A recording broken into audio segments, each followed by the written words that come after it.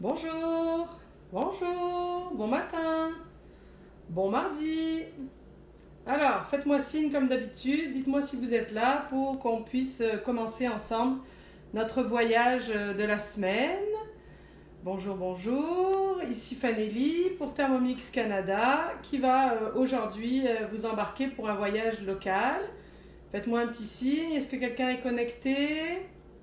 Bon. Bonjour Doris, salut Audrey, merci d'être là. Nathalie, bon, ok, alors, aujourd'hui, j'espère que vous allez bien, que vous avez passé une jolie fin de semaine et que vous avez éventuellement réalisé des belles recettes indiennes que nous avons vues la semaine dernière. On l'a dit la semaine dernière, le Thermomix nous permet de voyager même en mode confinement, faire des beaux voyages culinaires. La semaine dernière, donc l'Inde. On vous avait demandé où est-ce que vous aimeriez qu'on aille dans les semaines à venir, notamment un choix entre l'Asie puis d'autres. On a décidé cette semaine de voyager local. Alors vous allez me dire, ça ne nous emmène pas vraiment loin, mais oui, parce que ça va vous permettre de découvrir la cuisine québécoise. Et puis pour les gens d'ici, parfois ça va vous faire prendre conscience et vous permettre de voir que les recettes traditionnelles, les recettes que vous faites depuis toujours, eh bien le Thermomix peut être un vrai gros coup de main à ce niveau-là.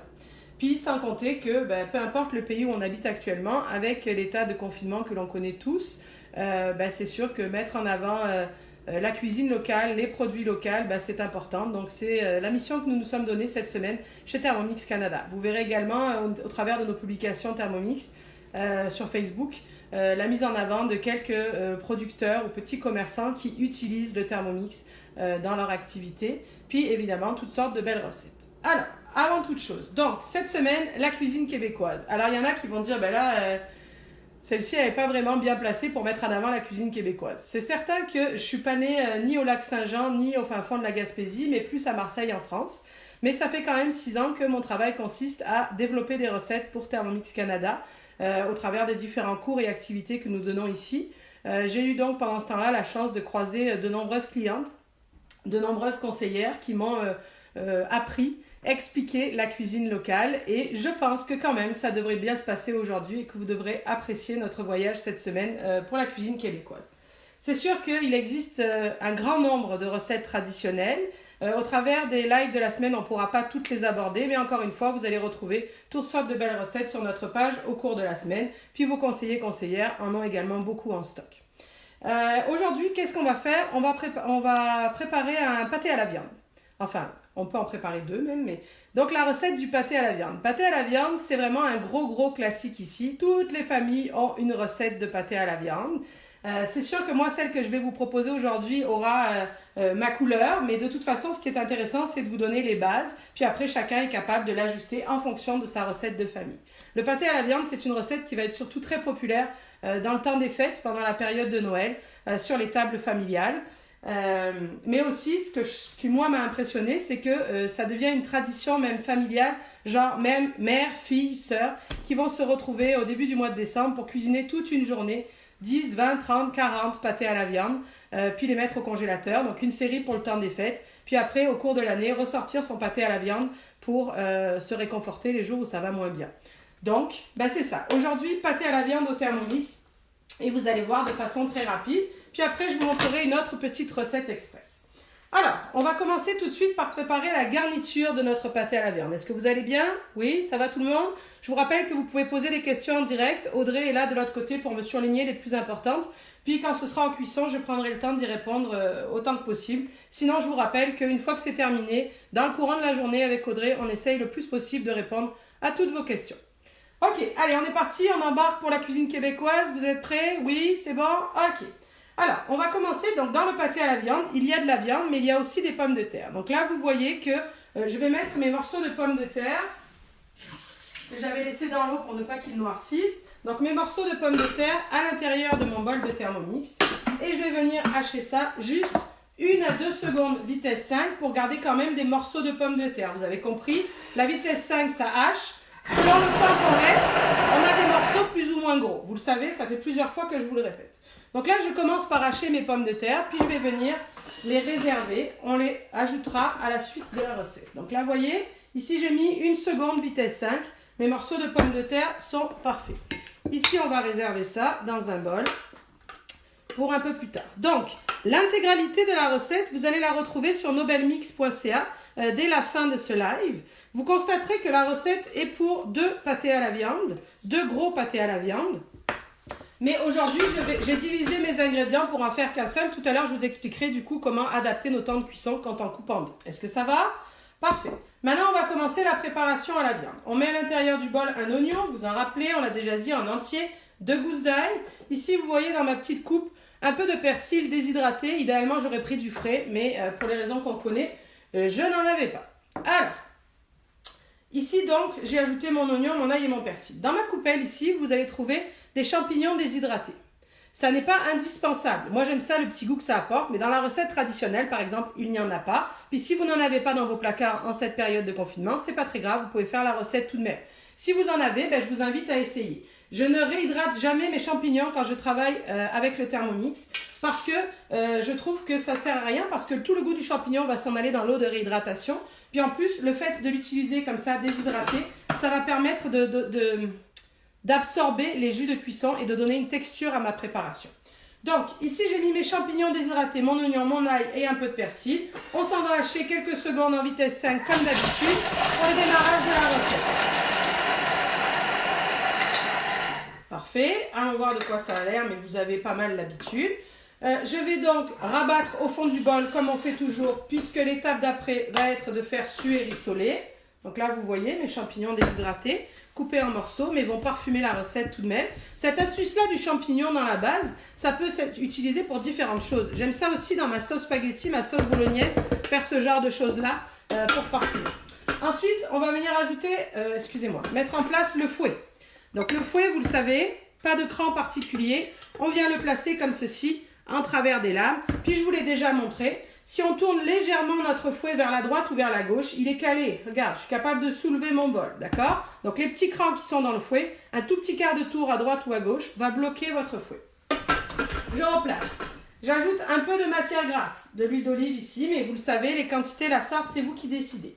J'en mets pas tant que ça parce que maintenant je vais venir rajouter du bacon. Donc bacon, lardon, pancetta, c'est vous qui décidez, mais ça va venir donc agrémenter mon pâté à la viande.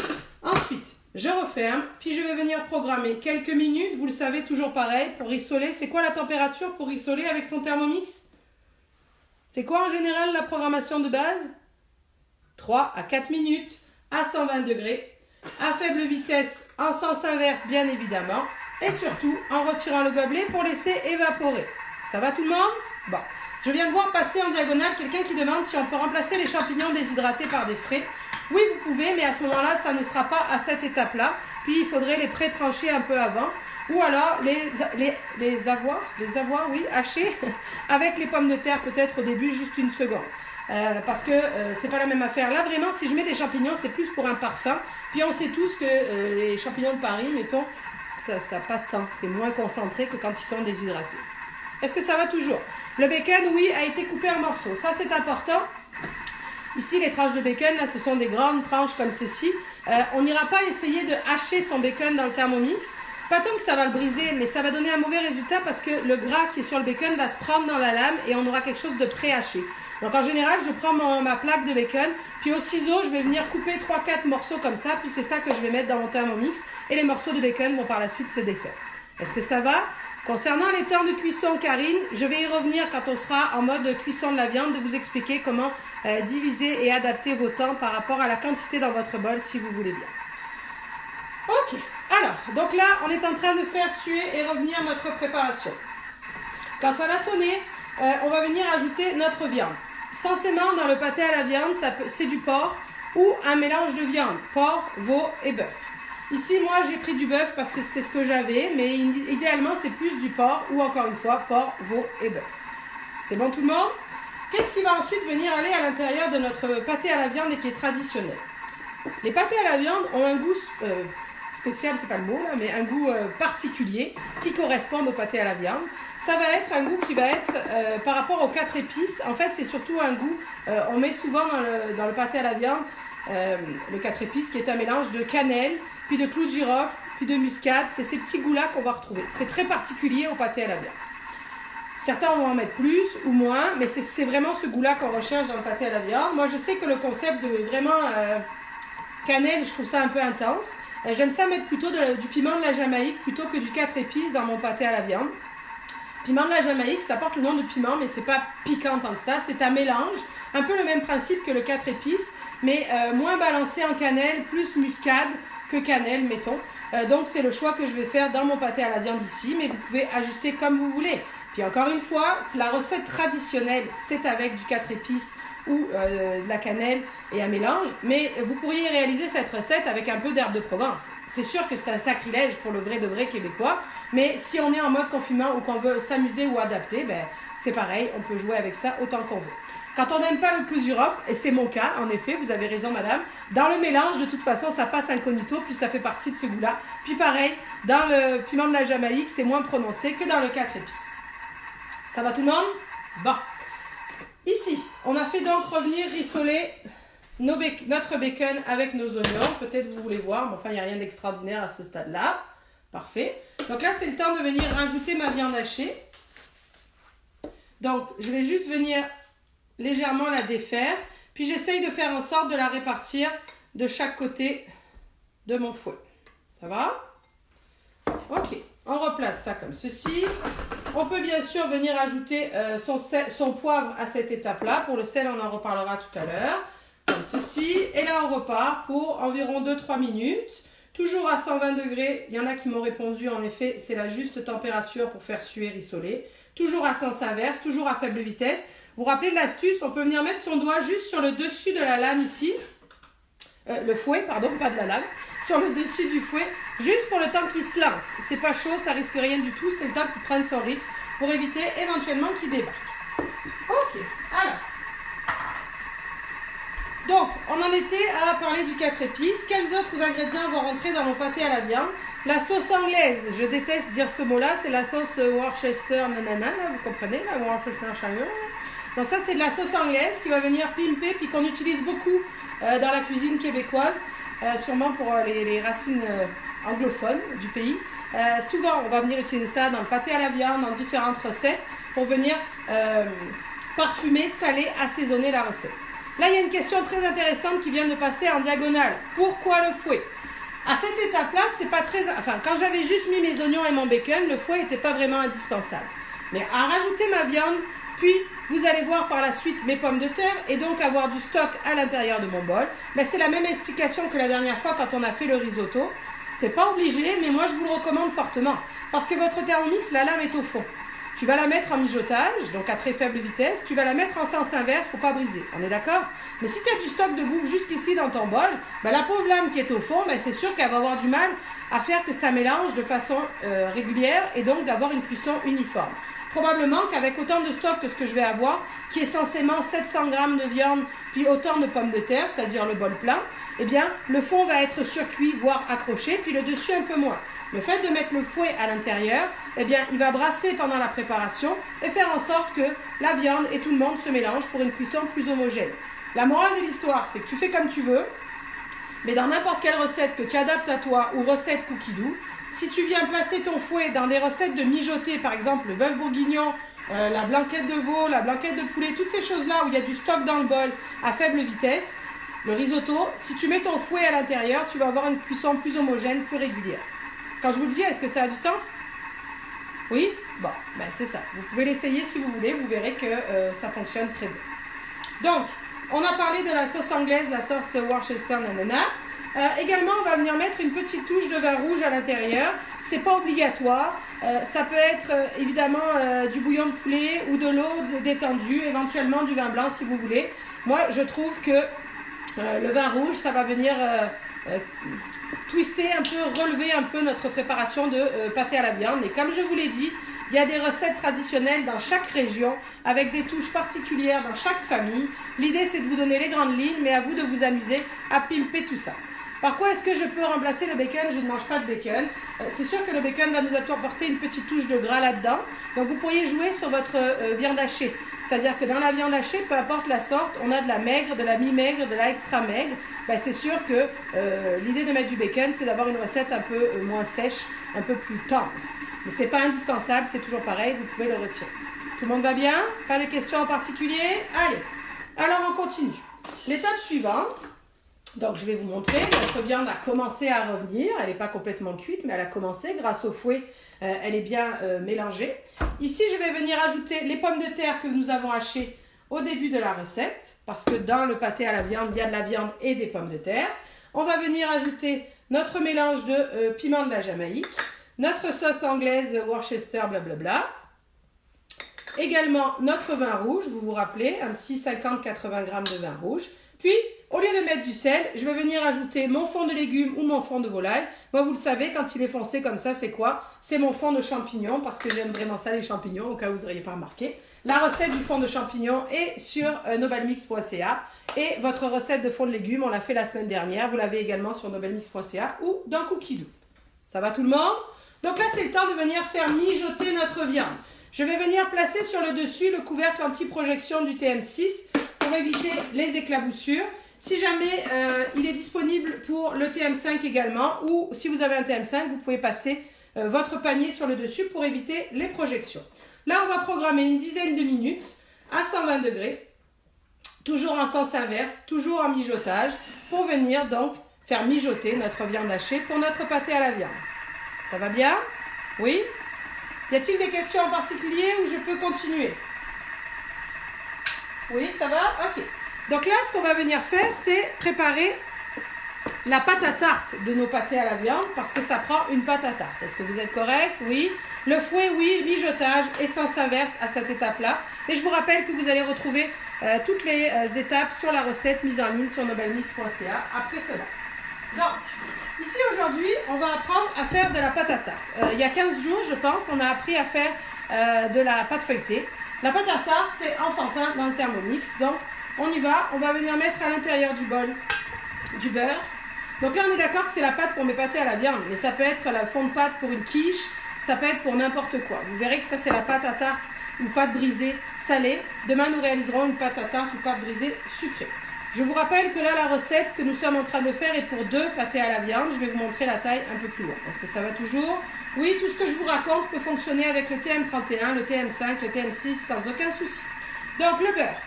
Ici, on va venir ajouter 80 g d'eau, 80 g de lait. On va venir mettre un petit twist de sel. Si vous utilisez du beurre salé, vous n'en mettez pas. Là, moi, c'est du beurre doux, donc un petit twist de sel dans ma pâte également. Puis, on va venir ajouter 450 g de farine. Comme ceci. On replace, puis on s'en va pour pétrir 1 minute. 1 minute 30, pardon.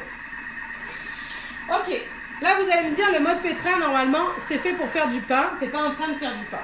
L'avantage du mode pétrin, quand on fait une pâte à tarte, c'est qu'il va venir grainer ma pâte, on va dire. Tu sais, ça ne va pas trop la travailler en beurre. Si je me mets juste en vitesse, des fois, selon la quantité, parce que là, il y a quand même beaucoup, hein, presque 500 g de farine, eh bien, le fait de faire pétrin et donc la lame qui va aller une série dans un sens, une série dans l'autre, ça va venir égrener ma préparation. Vous allez voir ma pâte à tarte. Est-ce que ça va? Quelqu'un demande avec le TM31 comment je fais pour les températures. Attention, ce que je vais expliquer là, ça n'est que pour les madames qui ont le TM31. Celles qui ont le 5 et le 6 doivent fermer leurs oreilles, d'accord? Celles qui ont le TM31, en effet, la température maximum au niveau de vos boutons, c'est 100 degrés.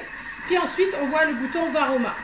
Quand dans les recettes, je demande du 120 degrés qu'on a sur le 5 et le 6, vous qui avez un TM31, vous allez appuyer sur Varoma.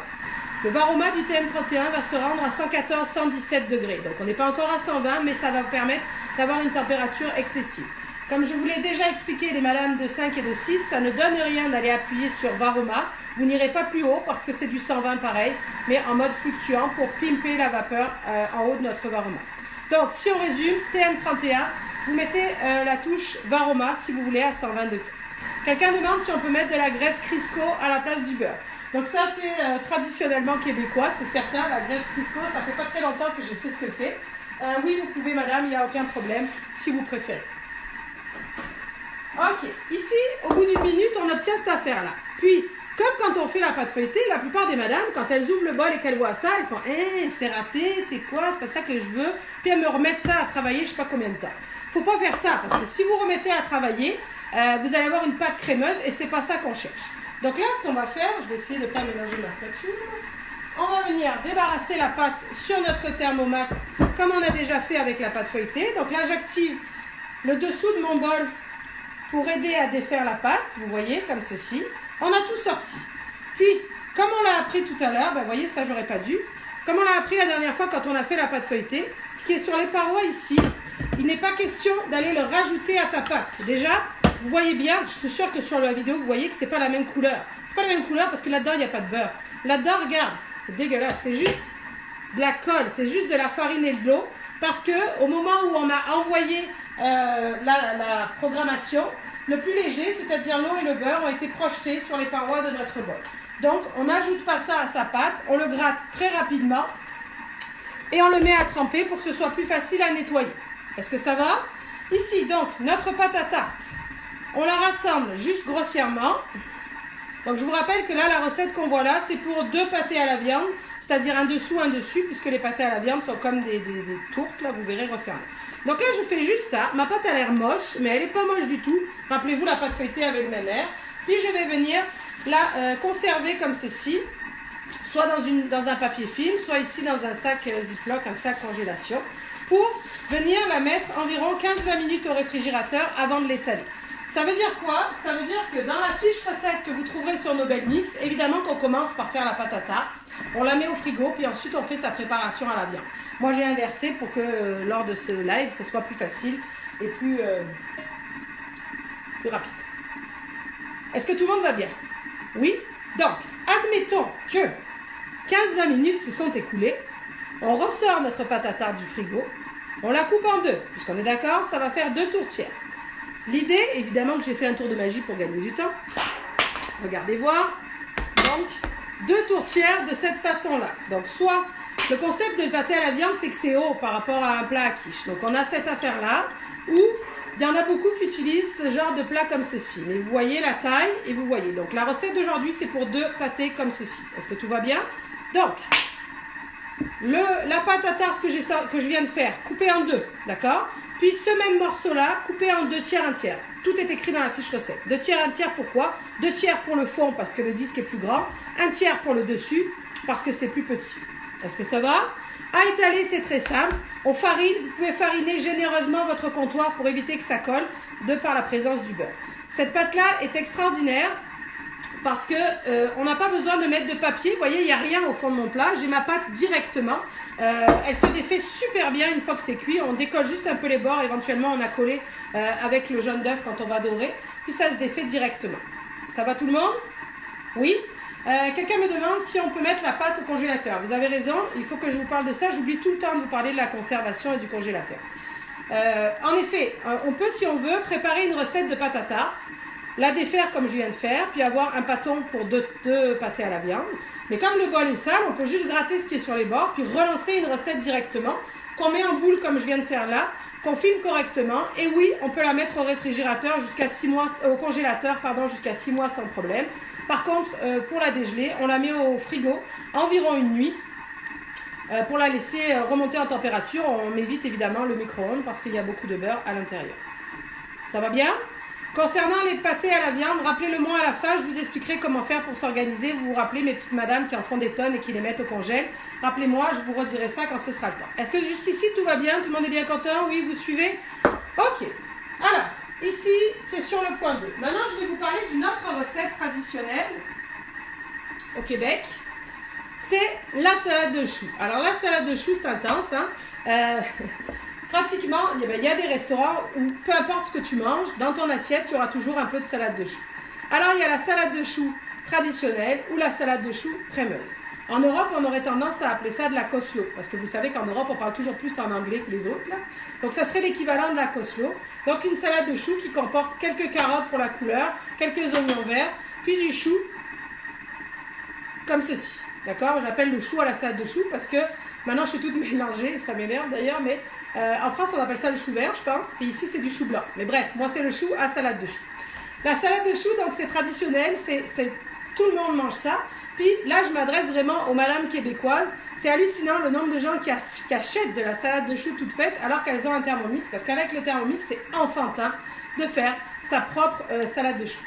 Je reviens sur la pâte à tarte, je vois une question en diagonale pour la décongélation. Est-ce que je retire le sachet? Non, vous la laissez tranquille dans l'emballage. Vous la laissez décongeler dans le réfrigérateur comme ceci. Alors, les ingrédients traditionnels de la salade de choux, qu'est-ce que ça va être? On va avoir ici, on va venir placer à l'intérieur de notre bol nos différents ingrédients. Parce que ça a beau être de la salade de choux, ben c'est magique comme la salade ceci, cela qu'on a fait la dernière fois. On va tout mettre dans le bol, notre assaisonnement, les ingrédients. Donc, salade de choux, carottes. Donc, toujours des gros morceaux, vous vous rappelez, si tu coupes trop petit, après c'est trop pré-mâché, puis tu n'es pas content. Sylvie Valade, vous aimez la crémeuse. Bougez pas, je vais vous raconter comment faire de la crémeuse. Aujourd'hui, je fais de la salade traditionnelle. Quelques oignons, il en faut 2-3. Moi, j'aime ça, les oignons verts ou oignons nouveaux. Donc, j'en ai mis un peu plus. Donc, vous vous rappelez ce qu'on a expliqué, ce qui est dur ou filandreux au fond du bol. Vous êtes d'accord? Ensuite, vous voyez que mes 400 g de choux ont été coupés en gros morceaux que j'ai pas volontairement pas défait, pas séparés de feuille à feuille. Je mets ça à l'intérieur de mon bol. Ensuite, concernant l'assaisonnement traditionnel de la salade de choux, on va avoir du vinaigre de cidre, de l'huile végétale suffisante. Normalement, ce n'est pas d'huile d'olive particulier. Donc, de l'huile végétale à l'intérieur. Également, on va venir ajouter, bougez pas, un peu de miel pour la touche un peu sucrée. Donc là, on rajoute notre miel à l'intérieur de la recette. Parfait. Oui, 2 secondes. On va venir ensuite ajouter de la poudre d'oignon et de la poudre d'ail. Donc ça s'utilise beaucoup ici. Si éventuellement vous n'en avez pas, vous pouvez faire la recette sans en mettant peut-être une petite gousse d'ail. On va venir ajouter le sel poivre, donc directement tout à l'intérieur du bol. Puis un peu de moutarde de Dijon, comme ceci. Et vous le savez, en quelques secondes, on va avoir une belle salade. Mais avant ça, je sais, vous suivez là, hein, ça va vite, mais vous suivez. Avant ça, on va s'en aller voir notre mélange ici à pâté à la viande. Donc, il est déjà pas mal. Regardez voir ça, vous voyez. Donc là, ce que je vais faire, c'est que dans le pâté à la viande, il ne faut pas que ça surmouille ma pâte à l'intérieur. Vous êtes d'accord? Donc là, je vais juste venir ajouter un peu de fécule de maïs ou maïzena pour ceux qui sont en Europe à l'intérieur. Je n'ai pas besoin de la dissoudre. Je viens remplacer mon couvercle et mon couvercle anti-projection. Puis le temps de faire la salade de choux, 2-3 minutes, on va venir laisser notre fécule de maïs faire son travail dans notre préparation à la viande pour l'épaissir. Donc là, 3 minutes à 120 degrés, toujours en sens inverse évidemment pour ne pas briser et à faible vitesse. Est-ce que ça va? On a pris des virages, mais vous êtes là? Donc, salade de choux, tout à l'intérieur du bol. On replace comme ceci. Puis, on s'en rappelle, la salade c'est quoi? Vitesse 5 pour hacher. Ce que je vais faire, c'est que je vais venir placer ma spatule à l'intérieur du bol. Et pendant les 2 secondes où je vais faire la salade de choux, je vais juste faire ça dans le bol. Parce que le chou, c'est comme un peu antidérapant. Donc ça va accrocher sur les parois. Si je fais ça, ça va me permettre d'avoir une salade plus homogène. Donc là, je place à l'intérieur. Je m'en vais pour la vitesse 5. Comme ceci. Comme je vous dis à chaque fois, il vaut mieux arrêter avant et remettre que trop dépasser. Donc là, j'ai mis 3 secondes vitesse 5. On va regarder de quoi ça a l'air, si ça nous convient, ou si on préfère remettre 1 seconde, parce que les morceaux sont trop gros. Alors, regardez voir ça. Ça m'a l'air, moi, parfait. Alors, il y a comme une feuille de chou au milieu qui se promène. On peut remettre 1 seconde si vous voulez, mais moi, j'aime ça quand il y a des morceaux. Donc, je vais la laisser telle qu'elle, mais vous pourriez remettre 1 seconde si vous préférez, quand elle est un peu plus hachée. Est-ce que ça va? Bon. Ok, regardez voir ça, on va se pousser ça, on va mettre ça vers ici. Notre belle salade de choux traditionnelle. C'est sûr que celle qu'on trouve dans les restaurants va être un petit peu plus hachée, donc 1 seconde supplémentaire aurait pu faire l'affaire. La morale de l'histoire, c'est de se rappeler que faire des salades au Thermomix, ben, c'est juste quelques secondes, tout en même temps à l'intérieur du bol, et c'est plié. Qu'en dites-vous? Pas mal, non? Si vous aviez préféré une salade de choux crémeuse, à ce moment-là, au lieu de mettre de l'huile, on aurait mis juste un petit peu de mayonnaise. La même quantité que j'ai mis d'huile, mais en mayonnaise. Ça va? Oui? Quelqu'un va essayer la salade de choux? Ouais? Bon. Ok, en avant. Ici, voyons de quoi ça a l'air. De ce côté-là, qu'est-ce que j'ai dans mon bol? Un œuf battu pour venir dorer mon pâté à la viande. Le dessus, dont on a parlé tout à l'heure, vous constatez que j'ai fait une ouverture au milieu. Ça, c'est pour laisser évaporer, pour pas que ce soit trop surmouillé à l'intérieur. Est-ce que ça va bien? Bon, alors, on va ouvrir ça, comme ceci, comme ceci. Ici, regardez voir de quoi ça a l'air. On voit bien que c'est dense et c'est normal. Bon, dans la vraie vie, c'est évident que la préparation bouillante dans la pâte à tarte, c'est pas idéal. C'est mieux que ça ait refroidi. Mais pour ceux qui me connaissent, moi j'aime pas ça quand ça traîne, ça va toujours vite. Donc moi je la démoule tout de suite puis je la rentre direct au four. C'est sûr que si tu es en mode pardon, production intensive, il faut pas faire ça parce que c'est ça, il faut que ce soit froid, sinon ça va, comme il y a du beurre dans notre préparation, dans notre pâte, si tu mets bouillant, c'est pas terrible. Mais si tu es quelqu'un de pas patient comme moi, ben, tu sais que tout verser direct chaud mais enfourner tout de suite, ça fonctionnera sans problème. Ok, donc là, on verse notre préparation pâté à la viande. Donc vous vous rappelez, oignons, ail, pommes de terre, viande hachée, bacon, sauce anglaise, vin rouge. Tout ça, ça a été fait en, ma foi, 15 minutes. Hein, vous êtes d'accord? On garnit comme ceci notre pâté. Puis, on vient déposer sur le dessus notre couvercle, comme ceci, que l'on va venir donc dorer rapidement. On aurait pu mettre un peu d'eau dorure avant de mettre le couvercle sur les bords. Mais vous allez voir que ce pâté à la viande se tient tellement bien que souvent c'est pas nécessaire. Il va, la pâte, ça coulera pas, je veux dire, donc c'est pas très grave.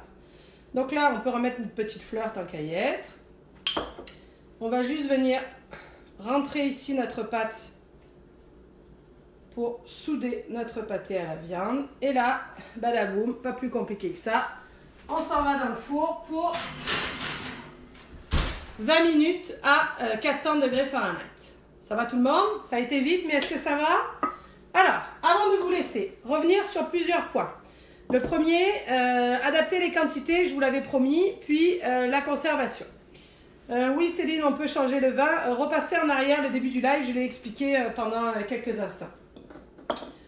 Je vous l'ai dit, la recette que vous allez trouver sur nobelmix.ca est pour 2 pâtés à la viande, d'accord? 2 beaux. Moi, c'est sûr que ben là, hein, ah ben j'ai oublié de vous montrer, regarde. Tour de magie, c'est ça, hein? Regardez de quoi ça va avoir l'air à la fin. Regarde ça. Si ça, c'est pas un beau pâté à la viande, vous l'avez vu? Regarde. C'est ça que ça va donner. Puis traditionnellement, le pâté à la viande se mange avec du ketchup. Donc là, j'ai sorti la belle recette de ketchup fait maison qu'on a fait il y a 15 jours. Cool, non? Regarde, puis ça se tient. Alors c'est sûr que là, il est froid. Mais vous avez vu que je l'ai démoulé très facilement et qu'on a un beau pâté à la viande bien garni. Revenons à nos affaires. Donc, tout ce que je vous ai promis, adapter les quantités. Donc là, c'est pour 2, dans la fiche recette, c'est 2 beaux pâtés à la viande comme ça. Puis je vous recommande de la faire pareil parce que un que tu vas manger aujourd'hui, puis un que tu vas conserver au congélateur. Mais si tu veux apprendre à diviser, j'ai coupé tous mes ingrédients en 2. Ok, concentrez-vous, vous y êtes. Coupez tous mes ingrédients en 2. Puis, si on prend le moment le plus long, le temps de cuisson le plus long, de mijotage de viande avec le vin rouge et tout, normalement c'est 15 minutes. J'ai pas coupé en 2 le temps de cuisson. En fait, je coupe en 2, puis le morceau qui reste, je recoupe en 2. En gros, 15 minutes, coupé en 2, ça va faire environ, on va mettre ça entre 10 à 12 minutes, puis ce sera parfait. 12 minutes, c'est l'idéal. Vous comprenez? Donc à chaque fois, ça va ressembler à ça. Pour ce qui est du temps de rissolage, on peut laisser environ le même. Dans la fiche recette, tout ce qui était rissolé, c'était 5 minutes. Moi, j'ai mis 3. Ça vous donne à peu près une idée. Puis donc, encore une fois, au lieu de 15 minutes, la version longue, j'ai mis 12 minutes ici aujourd'hui. C'est ça. Ça vous donne une idée. Concernant l'organisation pour la congélation. Donc là, là j'en ai 2. Clairement, on va en manger un à midi. Puis, il y en a un que je vais emballer correctement quand il sera froid. Puis, je vais aller le ranger dans le congélateur. Et quand ce sera le temps de le manger, je sors mon pâté à la viande du congélateur et je le rentre au four directement.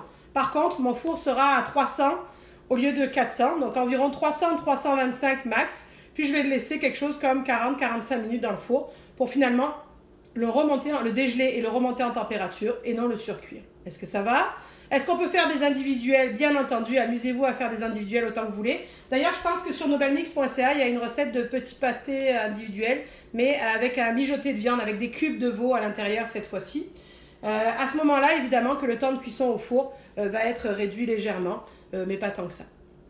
Ok, on a parlé de notre pâté à la viande, le beau ketchup, la recette que vous trouvez sur Nobelmix, la salade de choux qui peut se manger avec ou différentes. La salade de choux, c'est bon aussi dans les hot dogs hein, ou dans les burgers. Maintenant, vous racontez 2-3 affaires. Cette semaine, on l'a dit, ah non, ça se mange chaud. Hein. Oui, en effet, c'est une bonne question. En Europe, on aurait tendance à manger ce genre de choses froid, comme un pâté de campagne. Mais là, il y a les pommes de terre à l'intérieur. C'est vraiment un plat principal. C'est chaud que ça se mange. Ok, cette semaine, donc, on voyage local, cuisine québécoise, et on met en avant les gens d'ici, la production d'ici. Demain, qu'est-ce que nous allons réaliser? Demain, on s'en va plus vers le sucré, une tarte à l'érable et des galettes à la mélasse. Donc là, je vous laisse nos amis européens aller chercher sur Google la mélasse, que c'est si vous ne savez pas. Mais c'est sûr que c'est typique d'ici. Donc la tarte à l'érable, galette à la mélasse demain. Toute la semaine, des beaux spéciaux en rapport à ça sur notre nobelmix.ca. On a un cours de cuisine 2h30 qui s'appelle Fête nationale du Québec, où vous allez retrouver des recettes traditionnelles, la soupe aux pois, le pain de ménage. Qu'est-ce qu'il va y avoir d'autre? La crème glacée à l'érable, toutes sortes de belles recettes sur ce cours-là. Donc ça vous fait le cours à 20 $, 2h30 de recettes, une dizaine de fiches recettes à télécharger. Également, la salade de choux que j'ai fait aujourd'hui est extraite de ce livre-là, 50 recettes bien de chez nous, qui est un livre fait par Thermomix Canada il y a quelques années. Vous voyez la salade de choux, par Thermomix Canada il y a quelques années, typique cuisine québécoise. Malheureusement, il n'est plus disponible en français, mais il est encore en anglais. Puis comme je vous l'ai expliqué la dernière fois, c'est quand même assez compréhensible. Il est en spécial à 50%, ça veut dire qu'il est à 20 $. Sur la boutique en ligne nobelmix.ca. J'ai fait un dégât, vous avez vu, j'essaie discrètement de cacher, mais j'ai renversé mon ketchup. On va mettre ça comme ça, parfait. Je pense qu'on a pas mal fait le tour. Ah non, la surprise, à partir de cette semaine, tous les vendredis, parce que ça aussi c'est vraiment spécial Québec, aussi bizarre que l'on puisse penser, tous les vendredis on va faire un vendredi barbecue. Ça veut dire chaque vendredi, je ne sais pas jusqu'à quand, on verra où est-ce que ça va, chaque vendredi un burger différent, un pain différent, une sauce différente, une boulette différente. La boulette c'est la viande à l'intérieur. Donc ce vendredi, notre burger va être québécois avec un burger du chalet et des beaux produits d'ici. Sur ce, si vous avez des questions, n'hésitez pas à les noter. Demandez à votre conseiller, conseillère, ils sont là pour répondre à toutes vos questions, je vous l'ai déjà dit. Si vous avez le goût de faire des petites recettes avec eux en direct, il n'y a aucun problème en mode virtuel, ils feront ça avec grand plaisir. Puis je vous dis à demain donc pour la tarte à l'érable et les galettes à la mélasse. Salut!